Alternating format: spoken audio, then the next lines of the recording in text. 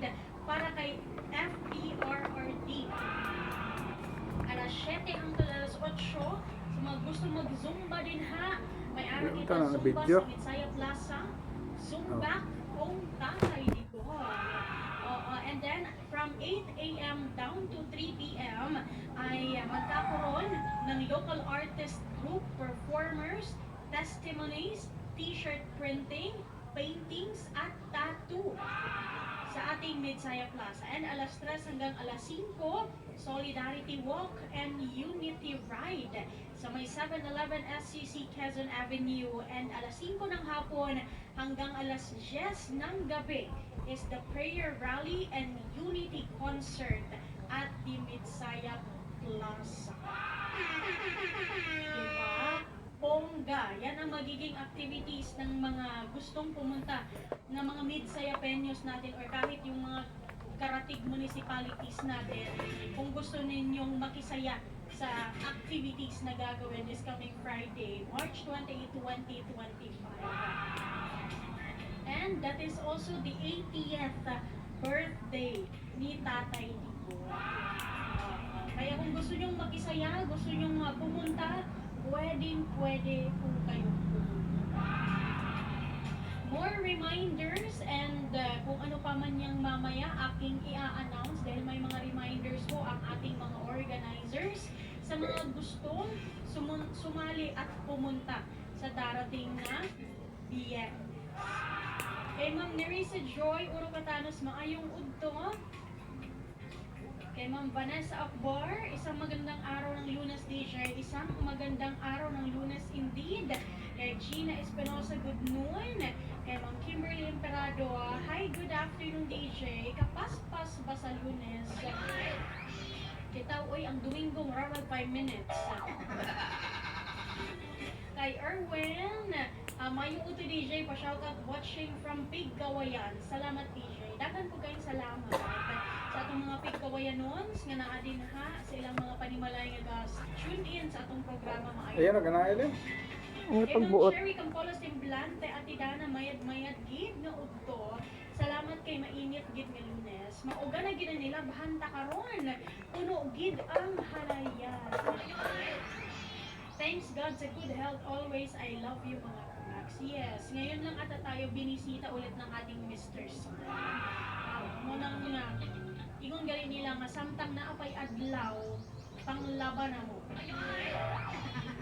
Kay Joy Morales Maling, Ate Dana, hello din po sa inyo dyan. Maayong morning kay Ma'am Mary Joy Solitaro and kay Joy Morales Maling.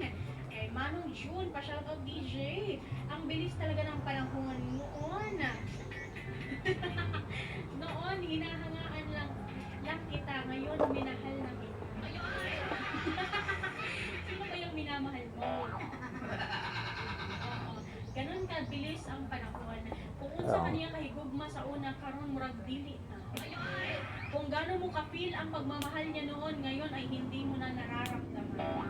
Mabuti pa daw yung hangin nararamdaman, pero yung pagmamahal niya sa'yo hindi niya na nararamdaman. Bakit nananakit ang DJ? Anyway, sa mga kamax natin dyan, ang bilis ng panahon talaga, no, grabe kapaspas ang kanilaw karon. Murag bago raman nato gi-kuan, bago raman nato gi-welcome si 2025. Hapit na mahuman ang first quarter of the month. Imagine, di ba? Ang bilis. We're almost entering the second quarter of the month, which is next month. At second quarter of the year, which is next month na. Sa mga days coming, April 1, mga April Fools natin dyan, just be careful what you wish for, ha? Kasi marami talaga akong mga nakikita sa Facebook na ang prank nila nung April Fools ay nagkatotoo. Just comedian. Sa mga kamax natin dyan, ngayong araw ng Lunes, 11:22 ang oras. At ang oras yan ay fit sa atin ng Max Capsule. Siguradong lalakas ka at super lakas. May pangutana ang DJ sa ito. Kaya, sama sa inyong ang giingon, paspas lagit kaayo ang panahon. Sa sobra kapaspas, ang abi nimo nga mga bag-o ra mo nagkuyab di ay to mura ra kag natulog kadali di ay to 5 na mo katulog. And of course, as time goes by, naamang yun na mga changes nga dili gyud nato gi-expect na moabot sa atong mga kinabuhi, especially sa atong mga relasyon. Mo nga atong mga questions sa inyo mga kamats, unsa ang mga butang nga magbag-o samtang gadugay ang inyong relasyon?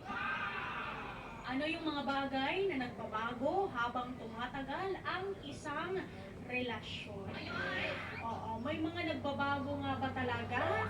O may mga nagbabago man pero for the better? May mga nagbabago din for the worse? Diba? Kaya naman ano-ano yung mga bagay na nagbabago?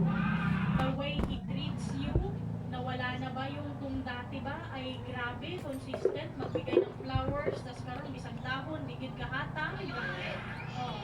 Or kung sa una, grabe ko mong mag-date-date, din karon murag, wa na. Share your thoughts, share your opinions, pwede na ninyo i-comment sa atong Facebook Live mismo, pwede po, inyohan ang i-comment sa atong official post, sa atong